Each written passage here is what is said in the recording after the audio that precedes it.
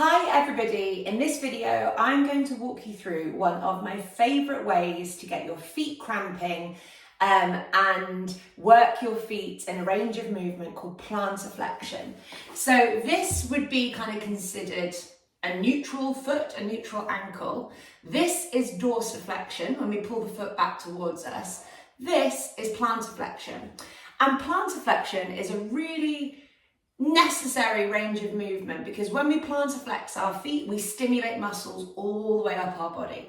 So if we lose the ability of our feet to point like this, we're going to have pain and problems elsewhere. This exercise is one of my favourite ways to give the body a bit of plantarflexion.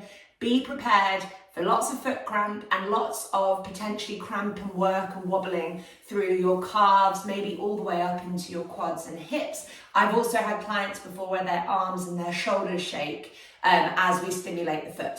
What I would say is that we're going to be doing it kneeling. So if kneeling hurts your knees, it's not the exercise for you. You're not putting something underneath your knees if they hurt.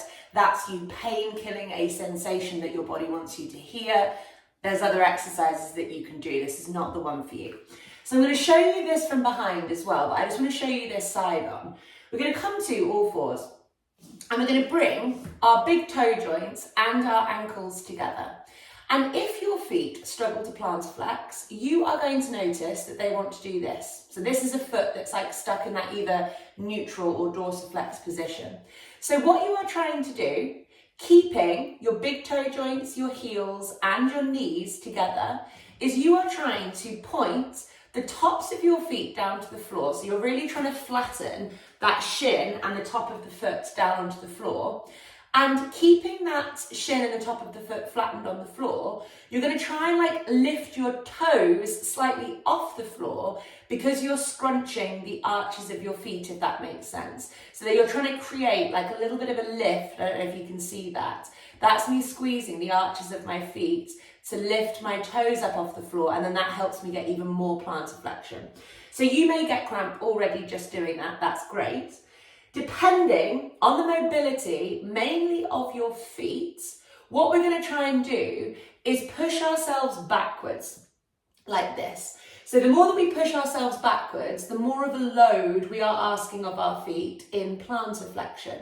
But the key thing is here, and I'll show you this from behind, is that as you push yourself backwards, you mustn't lose that connection between the big toe joint, the ankle, and the knees.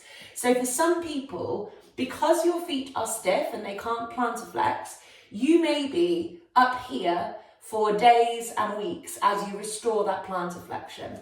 There is no point, and sorry how dirty my feet are, I spend lots of time barefoot. There is no point coming backwards and then losing that connection there. Okay, can you see what I'm doing?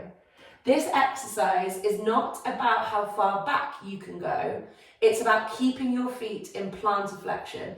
If you're doing this, they are still in some plantarflexion, but they're also supinating at the same time. So what we want to try and do is maintain this true plantarflexion, big toe joints, heels, knees together, and we bring our bottoms back as far as they can go. I get a bit stuck there, so if I was to go any lower, my ankles would start coming apart. So I'm just going to hover there. And once you've found your sweet spot, you're trying really hard to keep those toes pointed to flatten the front of the feet in the floor. You're keeping your jaw and your neck nice and relaxed. You're breathing nice and deeply. Your belly is relaxed. And you're just hanging out here for as long as you can. So it might get quite unbearable fairly quickly. And by unbearable, I don't mean, ouch, my knees hurt. What I mean is, oh my gosh, there's so much work going on in my feet. My calves are wobbling, my hips are wobbling and all that kind of stuff, but that's a great sign. So obviously you can come out, you can give yourself a break, you can tap things off as often as you need, but as soon as you're ready again, get those toes back together, get those ankles back together, get those knees back together, push the tops of the feet down to the floor, lift the toes slightly off the floor and get yourself back there again. One other thing to watch out for here is that if you have one of your feet that plantarflexes better than the other, you will probably tip yourself slightly over to the side where you plantarflex better. So if your left foot plantarflex better, it's going to be easier for your bum to kind of come back on that left-hand side, and you might end up avoiding your right leg and tilting over to the left. So just make sure that, remember, your intention here is not on how far back you come, it's on what your legs are doing. So you've really got to kind of send that energy to the weaker foot and make sure your hips are balanced over your legs and your feet.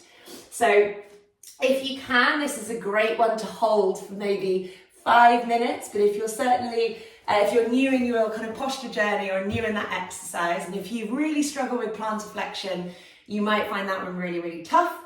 30 seconds at a time is a good place to start, but remember, it's not for you if you have knee pain, but if it's extremely intense around your feet and if there's lots of muscles waking up through your legs, it's a great exercise for you to do.